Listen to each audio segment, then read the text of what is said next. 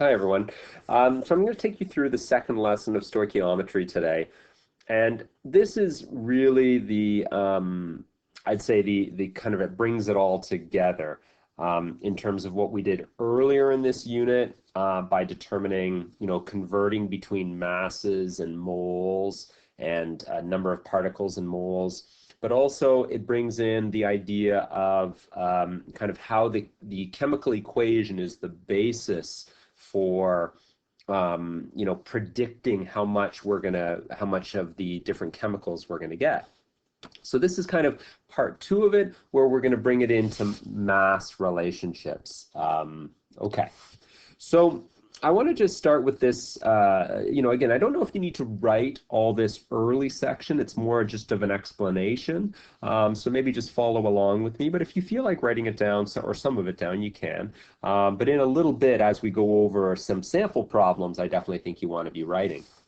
So this question, it says, how much of the ammonia, how much of the NH3 will be produced if 84 grams of N2 reacts with as excess H2. Now, when they say excess, I'm just going to emphasize this. It means that you don't have to worry about the H2. You've got as much as you need, so don't even factor it in. So look what they suggest here. If you had 84 grams of N2, but you know that you produce 2 NH3s, would you just need 2 times 84 grams? And the answer is no. Unfortunately, you cannot, there's not, that type of relationship doesn't exist. Now, a lot of you will say, well, Mr. Webster, you just finished saying yesterday in your lesson that it's a 2-to-1 ratio, that basically because there's a 2 here and a 1 here, it's a 2-to-1. And so I don't understand. Why can't I just multiply the mass by 2? And so let me take you through an analogy of why not. But I'll start by saying, yes, it's a 2-to-1 ratio, but that ratio only applies to a count, not to a mass. All right, well, let me take you through an analogy. So I thought this was a really good analogy. Similar to the bike one, we've got a car analogy. So here it is. They've kind of written it backwards, but basically, 4 wheels plus 1 engine plus 1 body plus 2 bumpers, it's kind of a simplified car, makes 1 car. So there's your chemical equation where you've got all these things coming together to make a car. Okay, well, it then asks you, it says, well, given 20 wheels, if you were given 20 wheels, how many cars can be produced? Well, you would say, well, if I had unlimited amounts of everything else, but I had 20 wheels, well, I know that there are 4 wheels per car, so I would take the 20 and I would divide it by 4, and I'd say, well, then I have enough to make 5 cars. Okay, well, that's reasonable. But what if I told you this? What if I said, here is the mass of each of the car parts that you have. So in other words, look at this. I told you you had 60 pounds of wheels, and you had 97,800 pounds of engines, and of bodies and of bumpers. So instead of giving you a count, I gave you a mass. And I said to you, how many cars can you build? Well, you'd look at me and you'd say, I have no idea how many cars I could build because I need some more information, Mr. Webster. I don't know how much a wheel weighs. I don't know the mass of it. I don't know the mass of engines. Like, in other words, at this point, you cannot change a mass into a count, okay, because you don't know how much they weigh. Okay, well, you can kind of see where this analogy is going, but let's keep this analogy going just for a minute. What if I said to you, okay, that's fine, that a wheel is 20 pounds, an engine is 600 pounds, it's a lot heavier, a body is 300 pounds, and a bumper is 30 pounds. So now I'm giving you the conversion. I'm saying, okay, so therefore you would then divide, look at this, you would divide it, 6560 divided by 20. Oh, you'd say, well, I have 328 wheels. And you'd say, well, I have 163 engines, I have 82 bodies, and I have 162 bumpers. So I would then divide this by 4 because you know that you need 4 wheels per car. You divide this by 1, or it's the same. Divide this by 1 because you only need 1 engine and 1 body, but you divide this by 2 because you need 2 bumpers. And sure enough, it turns out that you could only make 81 cars because that's the limiting amount. You'd have some extras of all the other ones. So that tells you that you can make 81. My whole point in doing this analogy is that before you can use the masses, you first have to convert the masses to a count. So you have to convert mass to a count. And that is the exact same thing we're going to have to do in chemistry. We can't just use the ratios of masses. We've got to convert them to a count. So let's go back to that problem. And again, I still don't think you have to write this. We'll take it up. We'll do it as a sample question in a minute. But basically, here it is. We've already determined that you can't just multiply it by 2. So look at what we'd have to do. The first thing we'd have to do is convert, in here, I'm right over here, I'm going to say we have to convert the 84 grams of nitrogen gas to moles. We've converting, look at this, we've got to go from a mass to a count. Okay, so sure enough, we know that little n is equal to little m divided by big M. And that's what we're doing. We're doing 84 divided by 28.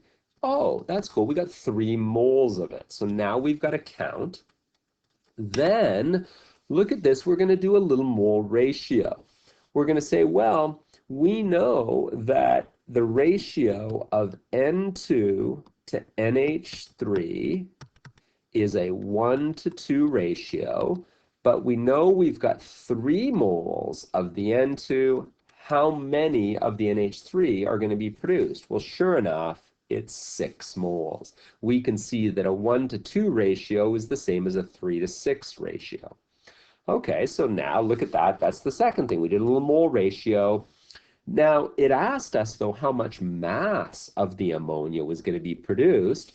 And so the last thing we're going to have to do is convert back from a count back to a mass. Okay? And so sure enough, look at this. Mass is equal to N times big M. So we know it's 6 moles, so it's going to be 6 times. Well, it's not the molar mass of the N2. Now we've got to use the molar mass of the NH3, which is the 17. And sure enough, we get 102 grams. So that's, notice that we've got to go back and forth between masses and counts in order to solve these problems. I just wanted to show you one other quick way before we do some sample questions. I thought this was a really good summary of stoichiometry in terms of counts and masses. So watch this. This is the exact same equation that we just looked at. It says N2 gas plus 3 H2 gas makes 2 NH3 gas molecules. So look at this. From a very simplistic perspective, we can think about it as a molecule. 1 molecule of N2 plus 3 molecules of H2 make 2 molecules of NH3. And look, there's a picture of them. And so, you know, this is kind of like the grade 9 and 10 view of it. You know, we dealt with molecules, but we know now that molecules are so incredibly small that we need to scale it up. And so therefore, in grade 11, we said, well, let's deal with a mole now. A mole is a more realistic amount of this. It's 6.02 times 10 to the 23 molecules. But again, it's still a count. So we could say that if we had 1 mole of N2, we would need 3 moles of H2, and we would make 2 moles of NH3. Again, this is a count. This is a count. But now we're going to talk about masses. So look at this. it says 28 grams of N2, which is what 1 mole of N2 would weigh, plus 6.1 grams of H2, which is what 3 moles of H2 would weigh, will make 2 moles of NH3, or 34.1 grams of NH3. That's the mass relationship. But notice that when you add up your reactants and you add up your products, you still have, the mass is conserved. So I just wanted to emphasize that you still conserve mass, which is what we've said all along you have to do. And that's how you balance equations. Okay. Well, I'm going to give you the steps now that you're going to use to solve these stoichiometry questions. You may want to pause the video because I'm going to, in order to write these down. I highly recommend you write these. This is what you're going to use each time. So here are the steps. Number 1, the first thing you have to do is you have to write a balanced chemical equation. Now, oftentimes you'll be given it, and so that's an easy step, but sometimes you'll have to write it. And then I put a little sub-step here that says write what you are given under the appropriate compound. So look at the question and write down what you're given. Step number 2, convert everything you've been given to moles. So if you've been, you're going to use either of these 2 equations to convert things to moles, because maybe you'll be given a mass, or maybe you'll be given a number of particles. So convert everything you've been given to moles. Step number 3, use a mole ratio to determine the unknown molar quantity. So you're going to see that you're going to be asked to solve for something, do a mole ratio to get the number of moles of the new thing that you're trying to solve for. And then finally, convert back to whatever is required. So if they asked you for the mass of one of the products, let's say, you need to convert it back to a mass. So go back from a count to a mass. Okay, well, let me show you a sample question, and then I'm gonna show you one, and then we're gonna do a couple together. So this question says, how many grams of lithium hydroxide is required to react with 1,000 grams of carbon dioxide in the following reaction? So look at this. There's step number 1. In this case, they've given you the reaction, and so I'm just writing it out for you. Now, what I'm going to show you here is that here it is. Here is the little m that you've been given. And so there it is, it's 1,000 grams. Sometimes they'll write it in scientific notation, so it's 1 × 10⁻³ grams of CO2. So that's what you've been given. And then look what they immediately do. They immediately say, well, N is equal to little m over big M. So they've converted it to moles.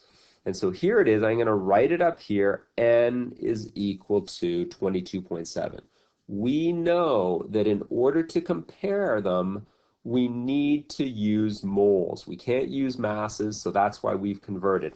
And they're kind of showing that with these arrows. See what they're doing? They go up here to moles, and now look, they're going to now say, well, we're trying to solve for how much lithium hydroxide, so they're going to go across here with moles. Now, down below here, they show you the mole ratio.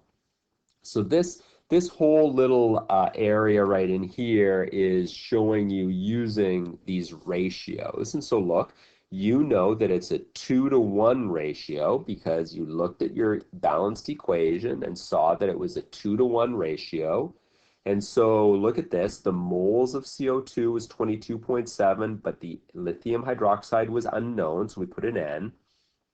And you cross multiply and you end up with 45.4 moles. Now, a lot of you may have looked at the original question and said, you know, you might have known right away that, well, listen, I know that if it's 22.7 moles of CO2, I would just have to double that to get my moles of of the lithium hydroxide, because it's a 2-to-1 ratio. So you know, some of you don't maybe need to go through this whole solving method, but for some of you, it may be important to do that.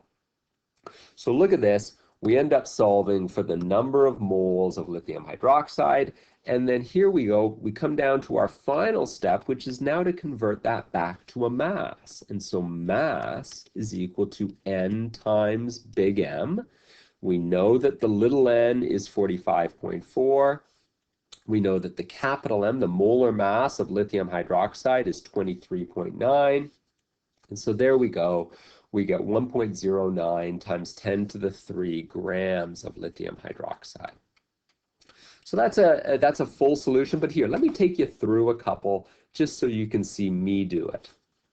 So here we go. This is a practice problem or a problem in amongst your homework questions. This is 17. It says aluminum carbide, Al4C3, is a yellow powder that reacts with water to produce aluminum hydroxide and methane. So they give us the equation. So look what I'm going to do. I'm going to come right down here and I'm going to write my step number 1.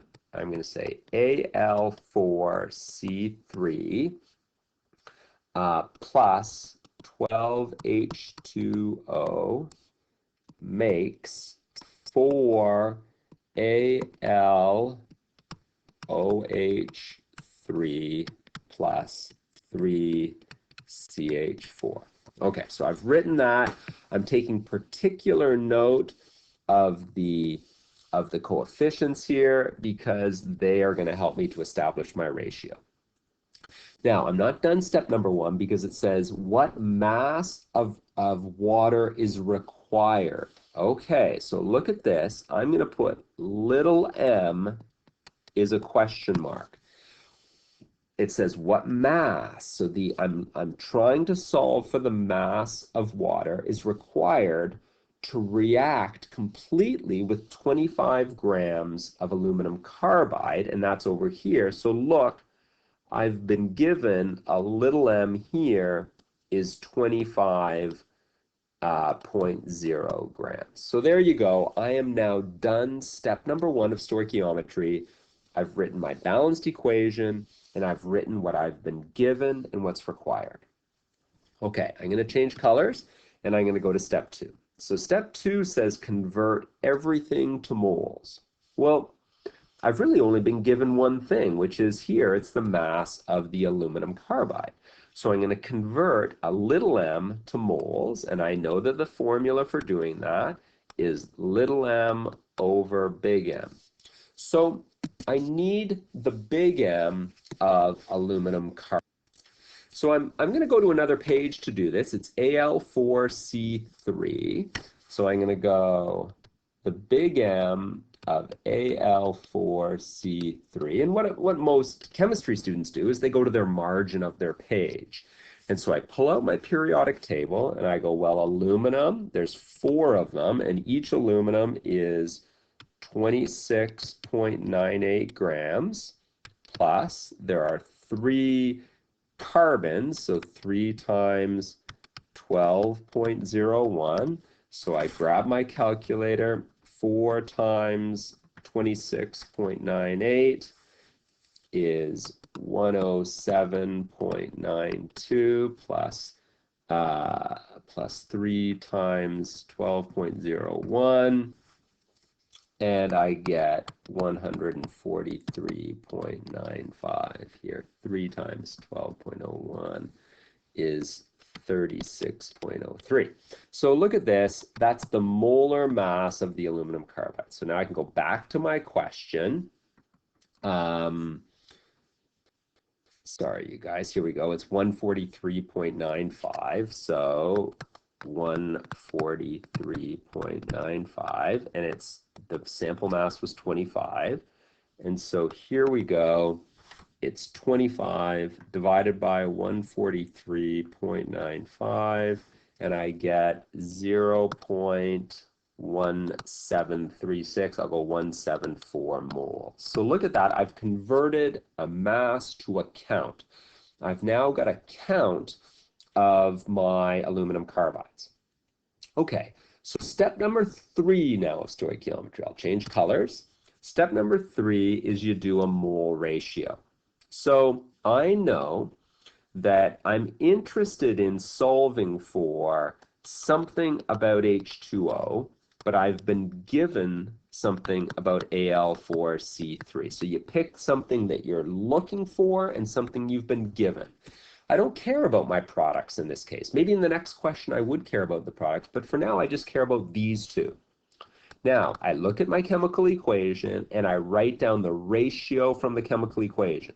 So 12 to 1, that's the ratio. I use the coefficients to get that. So, but look at this. I'm trying to solve for the number of moles of H2O, so I'm going to put an X there, that's my unknown, and I've been given 0.174 moles of the Al4C3. So there it is, that's the ratio I'm trying to solve for. So I'm going to cross multiply, I'm going to multiply that up there, and so I'm going to say X is equal to 0.174 times 12, you get X by itself. So here it is, 0.174 times 12, and you get 2.088 moles. So that is the number of moles of the H2O. I make 2.088 moles. So if I have 0.174 moles of the Al4C3, I need 2.088 moles of the H2O. That's what the balanced equation tells me. Okay, and now for your last step, I'll write it up here. Step number 4 is to convert back. I didn't want the moles of H2O, I wanted the mass. And so again, I know that the mass is equal to, I use my hub here, and I rearrange it, and I say little m is equal to n times big M. So that's how you rearrange that formula to get mass by itself. And I would go, well, it's 2.088 moles of the H2O. And now I need the molar mass of H2O. So again, look at this. I jump into my margin, and I go the molar mass of H2O. Well, it's 2 times 1.01 plus 16, and so it's going to be 18.02 grams per mole. I use that one a lot, so you guys will get used to that. So it's 18.02 grams per mole. So times 18.02, and you get 37.625. But when I look at it, looks like I've been allowed 3 significant digits, so it would be 37.6 grams. It should be the answer. Okay, so there they are. There are the 4 steps of stoichiometry. This is a bread and butter type question where you kind of go 1, 2, 3, 4. Let's try another one. Okay, so here we go. This is number 20. Again, write it amongst your homework questions. It says the reaction of iron 3 oxide with powdered aluminum is known as the thermite reaction. They give it to you. So look at this. I'm actively reading here, so I'm just going to start right with I'm going to write my equation. 2 aluminums. Oops. Let me undo that. 2 aluminums plus oh my goodness, slow down. Fe2O3 makes Al2O3 plus 2 Fe's. So part A says, calculate the mass of aluminum oxide that is produced when, oh, look at this. They've given me a number of atoms. So watch this. I'm going to say, well, that's a number of particles. So that's a capital N is 1.42 times 10 to the 24 of those. And it says calculate the mass of aluminum oxide that is produced. So watch, they want me to solve for a little m. Cool. All right, you guys, step number 1 is done. Step number 2, Let's go to it. Step number 2 says, convert everything you've been given to moles. Well, the only thing I've been given is the number of atoms of aluminum. Okay, so the number of atoms of those. So look at this.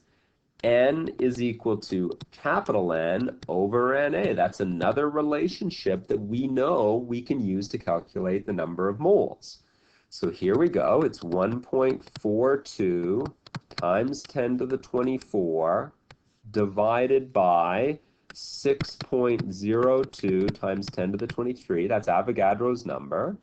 Okay, so I go to my calculator and I type in 1.42 exp 24 divided by 6.02 exp 23, and my calculator shows me that I've got 2.358. I'm going to go 2.35. It's 3588, so I'm going to go 359 moles. The more digits you keep up front, the more likely, and then you do your rounding, you go to, it looks like we're allowed 3 significant digits. We'll do that at the very end. Okay, so step number 1, we've converted to account. Step number 2. Step number 2 is we've converted to account. Step number 3 is we need to do a mole ratio. So again, look up and see. Well, we're trying to solve for something about the Al2O3, and we've been given something about the ALs. Okay, so from the balance equation, I can see that there's a 1 out front of there's a 1 there, and there's a 2 here. It's a 1-to-2 ratio, so there it is. That's the mole ratio. But here we've been given 2.359 moles of the Al, and we're trying to solve for the number of moles of the aluminum oxide that we're making. Okay, so let's quickly do our cross multiplying here, and you get, now again, I would just multiply this up. I wouldn't multiply the 2 up with the x, because if I multiply this up, it gets the x by itself. So 2.359 divided by 2. So the number of moles, 2.359 divided by 2, is 1.1795 moles. That's the number of moles of the aluminum oxide. Okay? So look at this. I now know that I've got the number of moles is 1.1795. I've gone from account to account. Okay.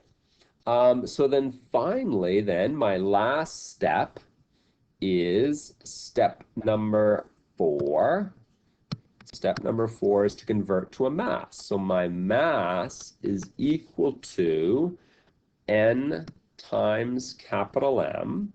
So I know that I've got 1.1795 moles, and I need my capital M. So I go, here we go, Al2O3, the capital M of Al2O3. I go to my periodic table, and I go 2 times 26.98 plus 3 times 16.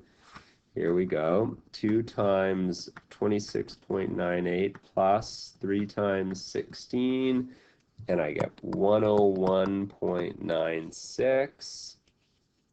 And I come back here, and I get 101.96 grams per mole. That's the capital M, the molar mass. And so I go times 1.1795, and I get 120.26 grams. How many? I'm allowed 3 significant digits, so the answer given would probably be 120 grams, or it might give you 1.20 times 10 to the 2 grams, just to emphasize that there are 3 significant digits. Okay. One more thing. I won't do B, but I just want to show you here. It says, well, here, let's do B. Let's do B. I know this will be a long video, but let's do it. So B says how many formula units, da da da da. Okay. So look at this. I'm gonna do it right down here. I'm gonna go B. Now I'm gonna rewrite my equation. And I'm going to do that because I want to follow the same steps. So I'm going to cheat a little bit here, and I'm going to copy it. I'm going to go, well, oh, it's hesitating here.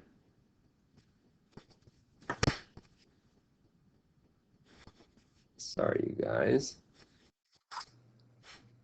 That did not work out well. Delete. Let me try this one more time, see if I can get this to work. Yeah. All right, here we go. Making my life a little bit easier. Okay. Okay, so there you go. I'm starting with step number 1 of stoichiometry. So step number 1 says that you got to write your chemical equation. So here we go. I'm going to go back and I'm going to write step number 1. Sorry, you guys, I'll just fix this up. I missed a little bit of it. So here you go. There's your chemical equation. Okay, but I also write what I've been given. So look for B. It says I've been given. It says how many formula units of the Fe2O3. So look at this. They want a capital N here. They want the capital N of the Fe2O3s are needed to react with that mass, 0.134 grams. So mass is 0.134 grams.